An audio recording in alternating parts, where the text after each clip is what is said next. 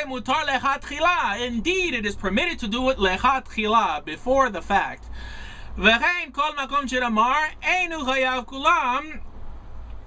Similarly, where it says that he is not liable in nothing, o patur mekolum, or he's exempt at any place, ein makino to klal, we don't strike him at all. And friends, this brings down a very interesting notion that till now I haven't covered in any of my videos, and that's the notion of lechatchila, and what we'll later learn as Bediavad. Literally in English, something done before the fact, or something done after the fact in terms of Bediavad, or how the Rambam is using Bediavad in this chapter, calling it patur mekolum. And friends, this is just another example on how Torah Judaism is a realistic belief system. A belief system that really takes into account the ethical intentions of man. Now, what does this mean?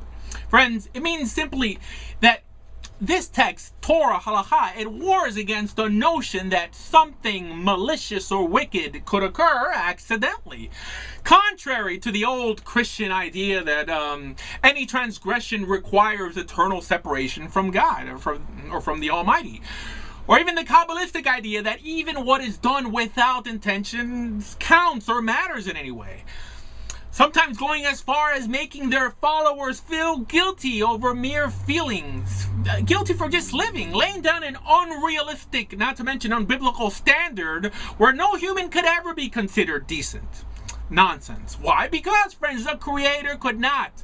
He could not be a loving God if he did not constantly take into account not just what occurs in the world, but why did it occur. Right? And without the why and how aspects, you know what? Divine justice could not be properly dispensed. And this, my friends, is where Lechatchila and Bediavad come into play. Lechatchila being the ideal and Bediavad being good enough, or Bediavad like the Ashkenazim say. Right? Reminding us that, you know what? All or nothing does not exist in Torah Judaism.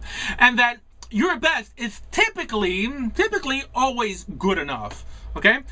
Let me try to give you an example. The Amidah, the standing prayer, is always said standing, clearly. But if for whatever reason one couldn't stand but sat instead, he would still fulfill his obligation Bediavad, right? Now the goal is clearly not to live a Bediavad life, especially when it comes to doing our Creator's will. But friends, if you're well-intentioned and for some reason you fail to perform the mitzvah in its ideal fashion, most of the time you will have a safety net to fall back on. And that's what this concept is really illustrating. And again, here the Rambam is using the word patur mekolum to refer to a type of Bediavad, because here patur still refers to what we covered last time regarding the notion of being exempt from punishment, but still forbidden from performing the action, with the twist of it saying ein makino to klal, that we do not strike him with lashes at all. Unlike last time's example about patur, which did include lashes.